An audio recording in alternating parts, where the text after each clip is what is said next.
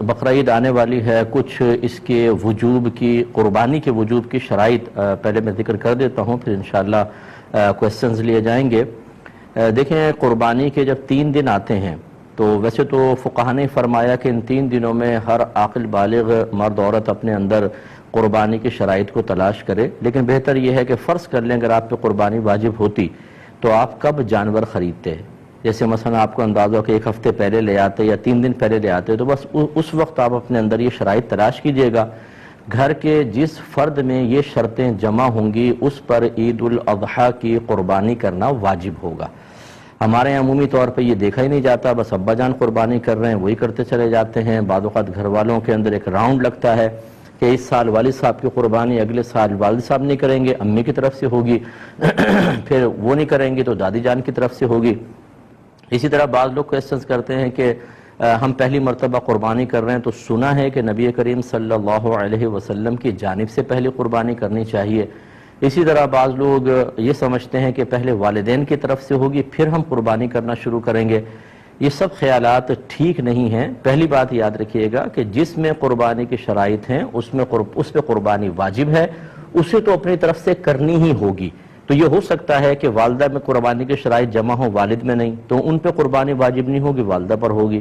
اور یہ بھی پاسبل ہے کہ والد صاحب کے پاس بھی شرائط جمع ہیں، والدہ، بھابھی، بھائی، بچے، بہنیں جو بالغ ہیں، ایک ایک گھر میں 10 قربانیاں واجب ہو رہی ہوتی ہیں لیکن پتہ ہی نہیں ہوتا۔ تو اس لیے جس پر قربانی واجب ہے، اگر پہلی مرتبہ بھی ہے تو اسے واجب اپنی طرف سے کر کے ادا کرنا ہوگا۔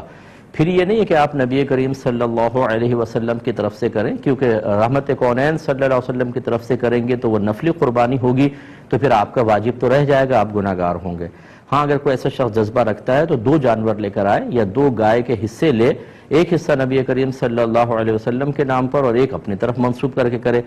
لیکن بہرحال جس میں قربانی کی شرائط جمع ہیں اس پہ قربانی واجب ہے۔ اب وہ شرائط کیا ہیں؟ نمبر 1، مسلمان ہونا، کافر پر نہیں ہوتی۔ عاقل اور بالغ ہونا، پاگل، مجنون اور نابالغ بچے پہ قربانی واجب نہیں ہے۔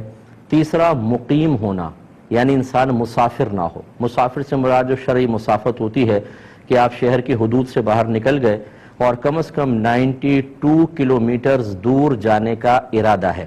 جیسے شہر کی حدود سے نکلیں گے مسافر ہیں، پھر اس وقت تک آپ مسافر رہیں گے جب تک آپ کسی اور شہر میں جا کر کم از کم 15 دن قیام کی نیت نہ کر لیں، یا پھر وہ آپ کا وطن اصلی ہو۔ وطن اصلی کہتے ہیں جیسے مثال کے طور پہ جہاں پر آپ پیدا ہوئے اور آپ کا آبائی گھر اب بھی وہاں موجود ہے، ماں باپ ہیں یا آبائی گھر موجود ہے کم از کم، وہ آپ کا وطن اصلی ہے۔ جیسے آپ کراچی میں کام کے لیے آئے اور پھر 2 دن کے لیے اپنے وطن اصلی میں چلے گئے قربانی کے ایام میں، تو وہ تو پھر آپ کا وطن اصلی ہے، جیسے آپ پہنچیں گے مقیم ہو جائیں گے۔ اور اسی طریقے سے اگر آپ نے کسی اور جگہ رہائش اختیار کر لی اور وہاں سے نکلنے کا ارادہ نہیں ہے کہ اب میں مستقل یہاں رہوں گا، وہ وطن اصلی ہوتا ہے۔ اور تیسرا، کہیں پر آپ نے شادی کی ہو اور آپ کی زوجہ وہاں پر ہوتی ہوں، موجود ہیں، تو پھر آپ جیسے دوسرے سٹی میں چلے گئے، جیسے ہی اپنے اس شہر میں آئیں گے جہاں آپ نے شادی کی ہے اور زوجہ بھی ادھر ہونی چاہیے اس شہر میں، تو آپ مقیم خود بخود ہو جائیں گے، چاہے 2 دن کے لیے گئے ہوں۔ لیکن اس کے علاوہ اگر کوئی ہے ان تینوں چیزوں کے علاوہ تو کم از کم 15 دن کی نیت کریں گے تو مقیم ہوں گے، ورنہ مسافر رہیں گے۔ تو مسافر پہ قربانی واجب نہیں ہوتی ہے، مقیم پر واجب ہوتی ہے۔ اور چوتھا، یہ اچھی طرح ذہن میں رکھیے گا کہ قربانی کے 3 دنوں میں اگر آپ کے پاس اتنا مال ہے کہ جس کی مالیت 52.5 تولہ چاندی تک پہنچ جائے اور وہ آپ کی ضرورت سے یا حاجت اصلیہ سے زائد بھی ہو، تو آپ پہ قربانی واجب ہوگی، یعنی یہ قربانی کا نصاب ہے۔ بس اتنا اگر اماؤنٹ آپ کے پاس ہے اور آپ کی ضروریات زندگی سے زائد ہونا چاہیے۔ ضروریات زندگی میں کون سا ہوگا؟ جیسے اگر فرض کر لیں آپ کو سیلری ملی تو راشن لینا ہے، بچوں کی فی پے کرنی ہے، اور چیزیں ہیں، یا گھر کے جو ضروریات زندگی کا سامان ہوتا ہے جیسے آپ کے کپڑے ہیں، آپ کے جوتے، اور اگر آپ نے اے سی لگایا ہوا ہے وہ بھی حاجت اصلیہ میں آتا ہے، آپ کا فریج، واشنگ مشین، برتن وغیرہ، یہ سب حاجات اصلیہ میں آتے ہیں۔ اسی طرح آپ کا ذاتی مکان، یہ حاجت اصلیہ میں ہے۔ اس سے فالتو کوئی بھی سامان ہو کہ جو آپ نے جو آپ کی ضروریات زندگی سے زائد ہے یا پھر سونا چاندی کی شکل میں ہے، تو وہ اس پہ قربانی واجب ہوگی۔ لہذا آپ کو دیکھنا یہ ہوگا، مثال کے طور پہ اگر کسی بہن کے پاس 1 تولہ سونا ہے تو یقیناً 52.5 تولہ چاندی تک اس کی قیمت پہنچتی ہے، تو ان پر قربانی واجب ہوگی۔ یہ زکوٰۃ کے نصاب کو نہ دیکھیے گا، اس میں یہی لکھا ہے کہ اگر کسی کے پاس بھی کسی بھی قسم کا مال ایسا ہو جو حاجت اصلیہ سے زائد ہو اور اس کی مالیت 52.5 تولہ چاندی تک پہنچ جائے تو اس شخص پہ قربانی واجب ہے۔ لہٰذا یہاں تک فقہا نے لکھا ہے، مثال کے طور پہ اگر آپ نے کوئی مکان کرائے پہ چڑھایا ہوا ہے تو وہ تو آپ کی ضرورت سے زائد ہے نا، تو اس مکان کی بھی مالیت کا حساب ہوگا، قربانی واجب۔ اسی طریقے سے اگر آپ کا ذاتی مکان آپ رہ رہے ہیں، اس میں 6 کمرے ہیں، 4 یوز ہوتے ہیں، 2 کمرے بالکل بند پڑے ہوئے ہیں، ان 2 کمروں کی قیمت کا بھی حساب کیا جاتا ہے۔ اسی طرح آپ کے وہ کپڑے جو آپ پہنتے نہیں ہیں، چھوڑ دیے، جیسے بہنوں کے شادی کے ہوتے ہیں، ایک سوٹ صرف شادی کے ٹائم میں پہنا جاتا ہے، پھر ایسے فالتو پڑا ہوا ہے، اس کی قیمت کا بھی اعتبار ہوگا، یعنی جو بھی حاجت اصلیہ سے زائد۔ اسی طریقے سے اگر آپ نے BC بھری ہوئی ہے اور ابھی آپ کی نکلی نہیں تو سمجھ لیں وہ آپ کا قرضہ آپ نے دیا ہوا ہے، اس کی مالیت کا بھی حساب ہوگا۔ اسی طرح کسی کو قرض دیا ہوا ہے آپ نے، اس کی مالیت کا بھی حساب ہے۔ تو خلاصہ کلام یہ ہے کہ قربانی کے دن جب قریب آ جائیں تو آپ یوں کریں، جتنا آپ کا سونا ہے اس کی قیمت نکلوا لیں، چاندی کی قیمت نکلوائیں، جتنا کیش روپیہ پڑا ہے وہ بھی، پرائز بانڈ ہوں، شیئرز ہوں، سیونگ سرٹیفکیٹس آپ نے لے کے رکھے ہیں، ان سب کی قیمت اس میں ایڈ کر لیں۔ اس کے علاوہ آپ نے اگر BC دی ہے اور ابھی نکلی نہیں، وہ آپ کا قرض ہے سمجھ لیں، اسے بھی ایڈ کریں۔ کسی کو ویسی قرض دیا ہوا ہے وہ بھی اس میں ایڈ کر لیں اور اس کا ٹوٹل نکال لیں۔ ٹوٹل نکالنے کے بعد پھر آپ یہ ضرور دیکھیے گا کہ کیا اس میں سے کچھ ایسا پیسہ ہے جو مجھے فوری طور پہ گھر میں خرچ کرنا ہو، یا پورے مہینے میں جیسے بجٹ کا ہوتا ہے آپ یوٹیلیٹی بلز کے لیے اور راشن وغیرہ کے لیے رکھتے ہیں، اسے اس میں سے مائنس کر دیں۔